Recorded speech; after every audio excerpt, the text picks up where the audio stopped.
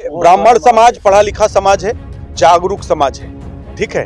कोई एक व्यक्ति आके इस समाज को गुमराह नहीं कर सकता है। ये समाज निर्णय अपने दिमाग से लेगा, किसी के बहकावे में आकर निर्णय नहीं लेगा। अवधेश जी का नाम लेकर के पूछिए कि अवधेश जी आप किस समस्या के समाधान के लिए खड़े हुए, कौन सी समस्या ऐसी आई जिस पर अवधेश जी आपके साथ में खड़े हुए।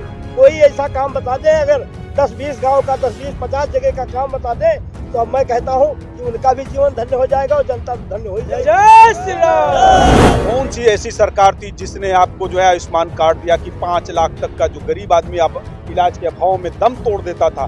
एक सरकार हमको बताइए कि जिसने कहा हो कि हम आपको आयुष्मान कार्ड जैसी कोई योजना दे रहे हैं जिससे कि 5 लाख तक का आपका इलाज फ्री में हो जाएगा। दोस्तों नमस्कार, अभी मैं मिल्कीपुर में हूँ। बता दें आपसे, सभी पार्टियों में दम लगा दिया है। अवधेश जी अपने लड़के को लेकर दम लगा दिए और यहाँ पे चंद्रभानु पासवान दम लगा दिए हैं। हमारे पास में डॉक्टर पुष्पेंद्र पासी जी हैं। सर, क्या लग रहा है इस बार यहाँ चुनाव में?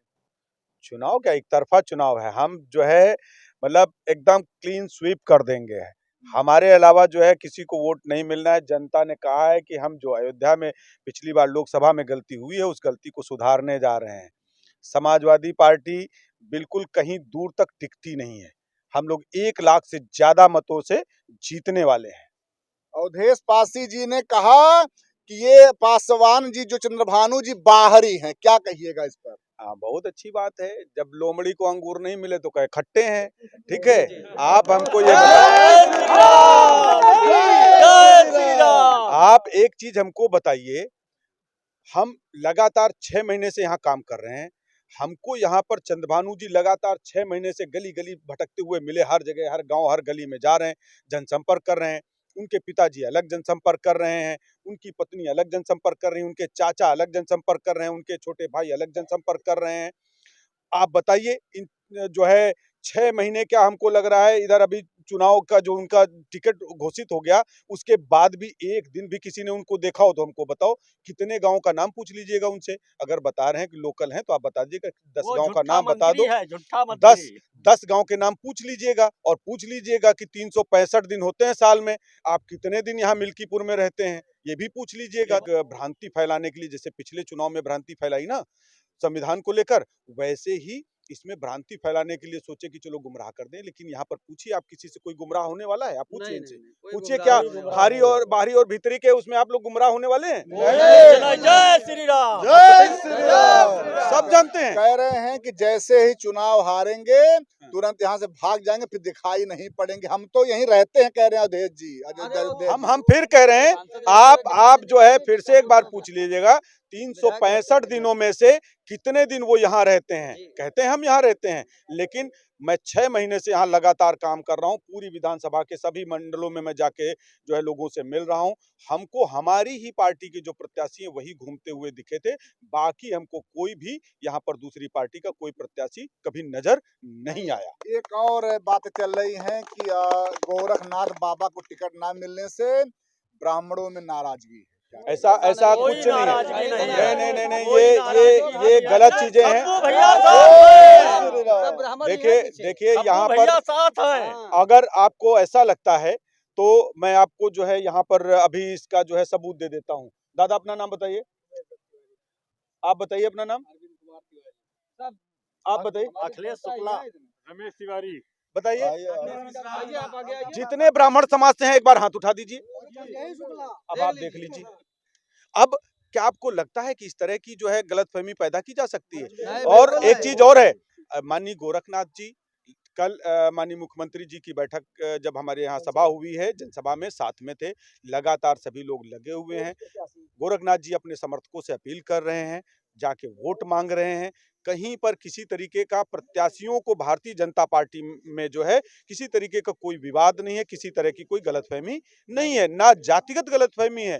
भारतीय जनता पार्टी का जो कार्यकर्ता है वो सिर्फ कमल का फूल देखता है, वो किसी नाम के चक्कर में नहीं पड़ता है। उसको क्या दिखाई देता है? सिर्फ कमल का फूल दिखाई देता है। हम कमल की फूल के लिए मेहनत करते हैं, हम किसी नाम के लिए मेहनत नहीं करते। देखा जाए तो मायावती जी इस बार फील्ड में नहीं है, तो क्या जो दलित वोट है वो कैसे, क्या इधर आए, कहाँ जाएगा? बहुत अच्छी बात की है आपने। देखिए, जब समाजवादी पार्टी सरकार में थी तो सबसे ज्यादा शोषित वंचितों का नुकसान समाजवादी पार्टी ने किया है। समाजवादी पार्टी ने जो प्रमोशन में आरक्षण का बिल था, किसने फड़वाया आप बताइए? समाजवादी पार्टी ने फड़वाया, ठीक है। और उस समय मंत्री हुआ करते थे हमारे जो है माननीय अवधेश जी, उस समय मंत्री हुआ करते थे। यहाँ की जनता, यहाँ के जो है शोषित वंचित दलित सभी उनसे पूछते हैं कि आप बताइए, उस समय आप सरकार में थे, समाजवादी पार्टी में थे, मंत्री थे, पावर में थे, आपने क्यों नहीं विरोध किया कि आप इनके अधिकारों पर जो है आप डाका डाल रहे हैं? अवधेश जी जो है सुरक्षित सीट से जीत कर जाते हैं, और जब सुरक्षित सीट से जीत कर जो गया है और वो अगर शोषित वंचितों की बात नहीं करता है तो उसको सुरक्षित सीट से लड़ने का कोई हक नहीं। यहाँ का दलित एकदम पूरी तरह से उनको नकार चुका है, और उनका कहना है कि जब इन्होंने कल हमारे लिए कोई लड़ाई नहीं लड़ी, हम अब वहां पर चुप रहे, हमारे अधिकारों पर डाका डाला गया, तो आज की डेट में उनको किसी भी शोषित वंचित दलित का वोट नहीं मिलने वाला। ये क्लियर। पूरे मिल्कीपुर में किसान जो है रो रहा है सांड को लेकर। एक मिनट रुकिए। मैं अभी सवाल करता हूँ, यहाँ पर कितने किसान हैं? हाथ उठाइए। कितने लोगों की आंखों में आंसू हैं आप बताइए? किसी के नहीं। हमारी सरकार, देखिए, हमारी सरकार इस एजेंडे के साथ आई थी कि हम गौ रक्षा करेंगे, और हम उस अपने एजेंडे के लिए प्रतिबद्ध हैं। हम गौ रक्षा करेंगे, हम गाय माता को कटने नहीं देंगे। आप लोग बताइए, क्या आप लोग गाय माता को कटने के देने के सपोर्ट में हैं? नहीं है। और इसके लिए देखिए, हमारी सरकार जब आई तो हमने लगातार प्रयास करना शुरू कर दिया। कोई भी काम करेंगे तो समय लगता है ना। हमारी गौशालाएं बन रही हैं, जहां बन गई हैं वहां पर हमने जो है गौ माता को संरक्षित किया है, और संरक्षित करने के बाद हम उनकी देखभाल कर रहे हैं, सुरक्षा कर रहे हैं। हमारे किसान भी वहां पर जो है सुरक्षित महसूस कर रहे हैं, उनका नुकसान नहीं हो रहा है। लेकिन उनको ये पेट में दर्द हो रहा है, अरे भाई आपने जो नहीं किया हमने करके दिखा दिया है, आपको उसके लिए तकलीफ हो रही है, तो भाई इसके लिए हम जिम्मेदार नहीं है, भारतीय जनता पार्टी जिम्मेदार नहीं है। योगी जी ने कहा कि ये माफिया पार्टी है सपा को, तो सपा की तरफ से कहा गया माफिया ये लोग खुद हैं बीजेपी वाले। ये बिल्कुल झूठ है। आप जो है खुद ही कंपेयर कर लीजिए। जब पिछली जो है हमसे पहले समाजवादी पार्टी की सरकार थी, बाबू जी के पास आपके पास रिकॉर्ड नहीं है? माफियागिरी की जो बात हो रही है उसका रिकॉर्ड और उसका पूरा एजेंडा किसके पास है, ये तो आप लोग हमसे ज्यादा जानते हैं ना। कह रहे हैं अब तो न नहीं, थाना कह रहे सुनवाई हो, उनके कहने से ब्रह्मा है न क्या? तो जो अधिकारी नहीं, वो ब्रह्मा है, वो ब्रह्मा है।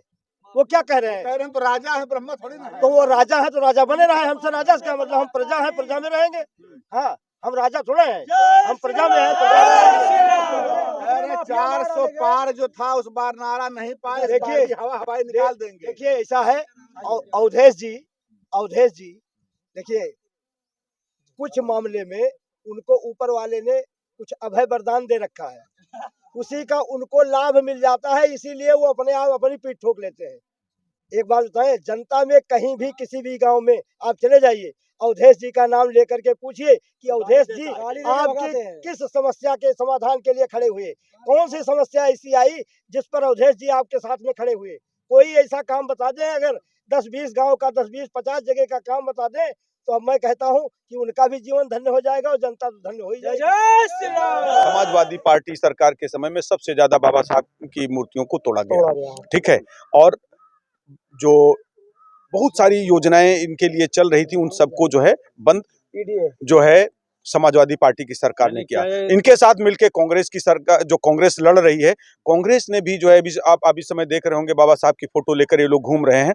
आप याद करिए 1952 में जब पहली बार आम चुनाव हुए थे, बाबा साहब को हरवाने के लिए कांग्रेस ने क्या किया था? कांग्रेस ने, माननीय जवाहरलाल नेहरू जी ने जो है बाबा साहब के सामने नारायण सडोबा जी को चुनाव लड़ाया था। नारायण सडोबा जी उनके जो है निजी सचिव भी रह चुके थे, और नारायण सडोबा जी को जितवाने के लिए, बाबा साहब को हरवाने के लिए इन्होंने जो है, नेहरू जी ने ढेर सारी सभाएं वहां पर की थी। और उसके बाद जब तक कांग्रेस की सरकार रही, बाबा साहब को कभी भारत रत्न नहीं दिया गया। आप रिकॉर्ड उठा के देख लीजिए, ऑन रिकॉर्ड है, मैं ऐसे बात नहीं कर रहा हूँ। जबकि 1955 में ही माननीय जवाहरलाल नेहरू जी ने खुद को जो है भारत रत्न दे दिया था। बाबा साहब को क्यों नहीं दे दिया था उस समय, आप बताइए? लेकिन 1970 में नारायण सडोबा जी को फिर से पद्म विभूषण दे दिया था। बाबा साहब को कुछ नहीं मिला। एक सम्मान कोई हमको बताइए जो कांग्रेस की सरकार ने बाबा साहब को दिया हो।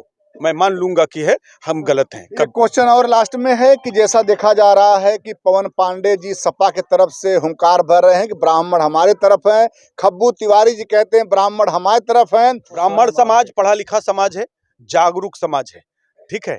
कोई एक व्यक्ति आके इस समाज को गुमराह नहीं कर सकता है। ये समाज निर्णय अपने दिमाग से लेगा, किसी के बहकावे में आकर निर्णय नहीं लेगा। धोखा है। क्या मुद्दा लेकर पहुंच रहे हैं जन में, जो हमें जो है कि वोट दीजिए। बिल्कुल सही, बहुत सही कहा आपने। हम विकास के मुद्दे को लेकर जनता के बीच जा रहे हैं। आप बताइए, हमारी सरकार से पहले कौन सी ऐसी सरकार थी जिसने आपको जो है आयुष्मान कार्ड दिया कि 5 लाख तक का जो गरीब आदमी अब इलाज के अभाव में दम तोड़ देता था? एक सरकार हमको बताइए कि जिसने कहा हो कि हम आपको आयुष्मान कार्ड जैसी कोई योजना दे रहे हैं जिससे कि 5 लाख तक का आपका इलाज फ्री में हो जाएगा। एक बताइए हमको। और 2014 में जब माननीय मोदी जी प्रधानमंत्री बने थे, उससे पहले आवास योजना में कितने रुपए मिलते थे? आप बताइए। 17,500 मिलते थे ना, 20,000 मिलते थे, ठीक है। हाँ, और जब हमारे मोदी जी प्रधानमंत्री बने तो आते ही उन्होंने 2015 में जो है कैबिनेट में डिसीजन लिया, वो धनराशि कितनी कर दी? 1,20,000 कर दी, ठीक है। शौचालय वगैरह सब मिला के 1,35 पहुंच जाता है। और जैसे अभी आप अनाज के लिए देखिए, गरीब आदमी क्या होता है, कई बार काम नहीं मिलता है, भूखा सो जाता है, अपने उसके बच्चे जो है भूखे रह जाते हैं। ये कितना बड़ा दर्द है उस माँ बाप के लिए जिसके बच्चे भूखे सो जाएं। इसके बारे में किसने चिंता की? बताइए, एक सरकार कोई अगर चिंता की हो। माननीय मोदी जी की सरकार जब आई तो उन्होंने कहा नहीं, आप भूखे उठेंगे जरूर लेकिन भूखे सोएंगे नहीं, ये गारंटी मोदी की। इन मुद्दों के साथ हम जाते हैं। पूरे देश में सड़कों का जाल किसने बिछाया? आप बताइए। भारतीय जनता पार्टी की सरकार ने जो है सड़कों का जाल बिछाया। अभी जो है उत्तर प्रदेश में घर घर स्वच्छ जल पहुंचाने का जो अभियान चला रहे हैं, किसकी सरकार ने किया? हमारी सरकार से पहले आप बताइए किसी की सरकार ने किया हो? तो हमारी सरकार, जब गर्मी आती थी तो आप देखते थे कि नल खराब हो गया, अब पीने का पानी नहीं, लोग परेशान हो रहे हैं, गंदा पानी पीने के लिए मजबूर थे। हमारी सरकार ने जो है अभी जो है अभियान चलाकर घर घर स्वच्छ जल पहुंचाने का काम किया है।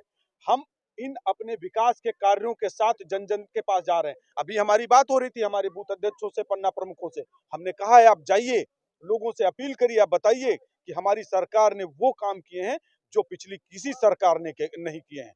इसलिए हम सिर्फ अपने किए गए कार्यों के आधार पर वोट मांग रहे हैं, हम किसी को गुमराह नहीं कर रहे हैं।